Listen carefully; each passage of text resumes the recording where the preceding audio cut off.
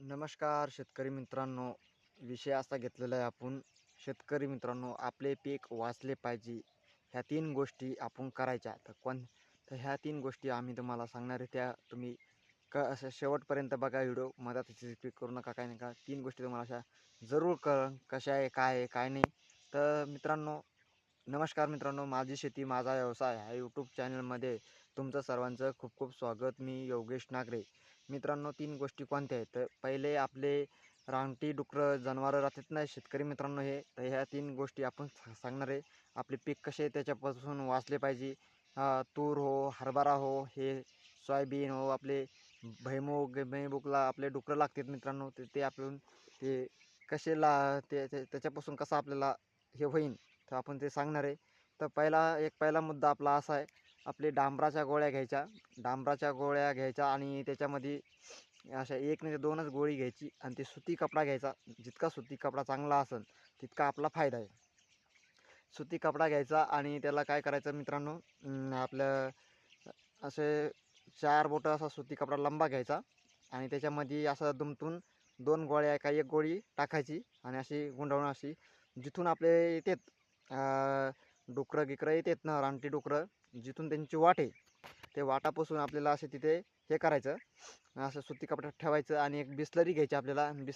आपलं झाकण आहे ना, त्या झाकणाला छिद्र पाडायचे, सुईवानी आपले सुईवानी छिद्र पाडायचे. ती बिसलरी भरून ठेवायची आणि तिला अशी वरून लटकून ठेवायची. अशी खाली हे राहील, वरून ती अशी लटकून ठेवायची.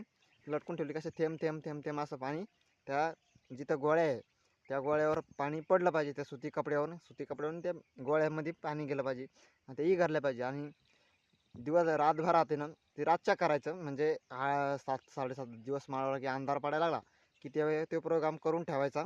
आणि तो प्रोग्राम केला की ते वासाने ना डुक्कर येणार नाही. हे पहिला मुद्दा. दुसरा मुद्दा काय, आपले याच्यातले भुसं राहतात ना, जनावराचा कुट्टा भुसं हे हे जमा करायचे आपल्याला. आणि त्याच्यानंतर दुसरी गोष्ट, आपल्या अशा बारीक चिरीक काड्या राहतात, ढिलप्या. त्या ढिलप्या हे करायच्या आणि आपलं आपल्या शेणाच्या गवऱ्या नसतात, वाळेल गवऱ्या, त्या घ्यायच्या. ते एका ठिकाणी असे जमा करायचे. 5-5, 10-10 फुटावर असे ढीग मारायचे आपले, थोडे थोडे असे.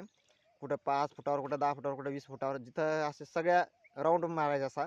आणि संध्याकाळच्याला आहे ना, ते काय करायचे, 5-6 वाजले की अंधार पडला की ते पेटवून द्यायचे मित्रांनो. पेटवून दिल्याच्या नंतर आहे ना, रातभरात असे जळत जळत ते येणार नाही. हे दुसरा प्रोग्राम झालेला आहे. आणि तिसरा प्रोग्राम आपले मार्केटमध्ये याच्यामध्ये आहे ना, म्हणजे मार्केटमध्ये बी साड्या गिड्या राहतात, आपल्या घरच्या साड्या गिड्या, त्या कापायच्या अशा 4-4, 6-6 बोटं कापून घ्यायच्या. 4-4, 6-6 बोटं कापून घेतल्याच्या नंतर आहे ना, त्याला काय करायचं, अशा चिरमुंट्या पाडायच्या आणि असे आपल्या डोक्यावडाले ना असे लाकडं रावायचे असे प्रत्येक बांधाला. कुठं झाडं असेल तर झाडं, कुठं बांधा असतील तर बांधाच्या नेटोबांना काही काही आपल्या असे एवढ्या एवढ्या काड्या रवत रवत घ्यायच्या आणि अशा बांधायच्या. तर ह्या 3 गोष्टी होत्या मित्रांनो. ह्या 3 गोष्टी अशा केल्या, ह्या तिन्हीतल्या कोणतीही एक गोष्ट केली तर चांगला होईल आणि 3 गोष्ट केल्या तर लय फायदा होईल मित्रांनो.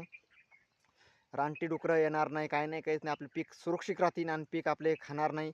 तुरीची याची खूप नुकसान राहते मित्रांनो. आणि हरभऱ्याची तर काय करते, हरभरा पेरणीच्या टायमात ते उकरून खाते मित्रांनो. आणि ह्या ह्या 2 गोष्टीला, डांबराची गोळी आणि आपले कुटार भुसाचा यातला आहे ना, एकही रुपया लागत नाही, खर्च होत नाही. फक्त साडीचा खर्च.